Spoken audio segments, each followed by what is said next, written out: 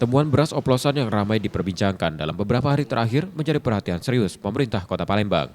Pemkot menugaskan Dinas Perdagangan untuk melakukan inspeksi mendadak ke sejumlah pasar. Pengawasan ini untuk memastikan tidak ada peredaran beras oplosan yang merugikan konsumen. Hasil sidak nantinya akan menjadi dasar dalam menentukan langkah lanjutan penanganannya. Itu aku sudah minta dari Dinas Perdagangan. Kemarin Dinas Perdagangan koordinasi dengan inspektur untuk tinjau ke lapangan.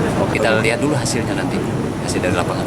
Kalau himbauan untuk berhati-hati dalam membeli beras-beras yang ada di pedagang, di pengecer juga.